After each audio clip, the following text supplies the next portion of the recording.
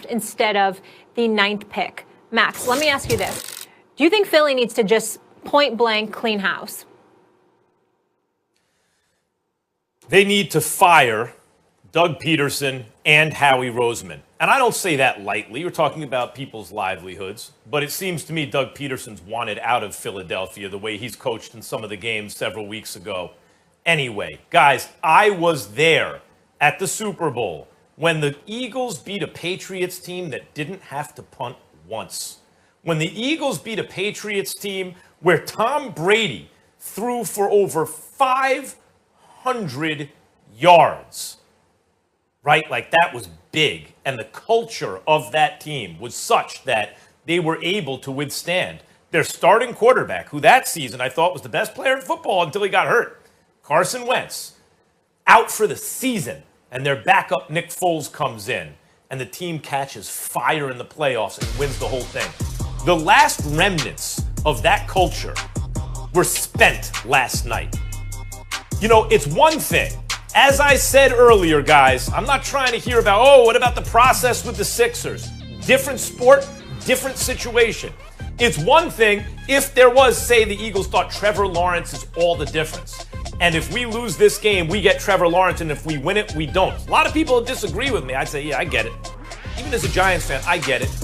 But to move up 3 spots in the draft from 9 to 6, which was clearly their plan, in my opinion. Look at the injury report before the game. No Fletcher Cox, no Miles Sanders, like one after another. You're like, oh, they're not really playing their best guys. In spite of what Doug Peterson pointed to a couple guys after the game. They're not playing their best guys. They're not trying to win. And they were down 10-0. And sure enough, the plan was working. Roseman and Peterson's plan seemed to be working. But Jalen Hurts wasn't going to do it. Jalen Hurts wasn't going to roll over like that. And he brought them into the game and had a lead. And I'm not even talking about the decision to go for it on 4th down instead of kicking the game-tying field goal. There was plenty of time left, and I do believe in the analytics in that situation. And more than that, don't be scared of the negative outcome. Go for it. I get it. But when that doesn't work, you pull the starter? You pull Jalen Hurts? Guys, I said this about the Carson Wentz situation, a month ago? I thought everyone involved in that debacle had to go. But now, if it were me, if I were Jeffrey Lurie, they'd be gone this morning. It had already have happened. Because what Jeffrey Lurie has to show is at least at the very top, he's not going to play it that way. When the guys fight their guts out, play their hearts out, in order to be in a position to win, when it seems like there's nothing on the line, you can't roll over then and hand the other team the victory. You can't do it. In the NFL, that kind of culture is not going to work. And at the very least, the owner has to show that he understands that. Stephen A. First of all, I vehemently disagree with you. I don't believe that the Eagles should clean house with Doug Peterson and Howie Roseman. That's number one. But number two, and more importantly, I think that it's a damn shame I'm quite sure the American public turned a blind eye and a deaf ear to what you had to say on this particular subject. And if it wasn't my job, I would have done the same. I would not have heard a damn word that you've had to say. And here's the reason why, Max Kellerman, because even though we're talking about football as opposed to basketball, I would remind you that basically, in my mind, what you are saying is that it's all right to lose on purpose in pursuit of ultimately capturing a championship.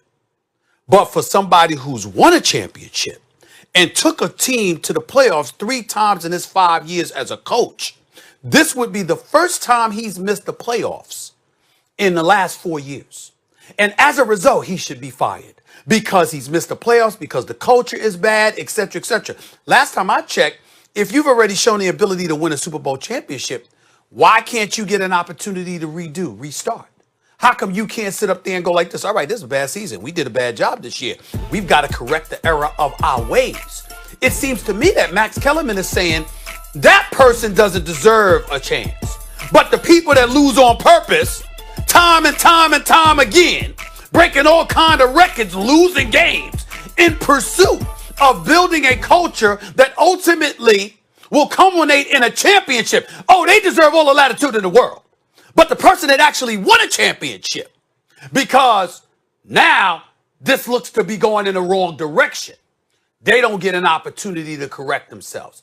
That's where our thinkings appear to fall by the wayside and just go in different directions. Because Doug Peterson is a Super Bowl champion because they've won to the playoff. They went to the playoffs the last 3 years.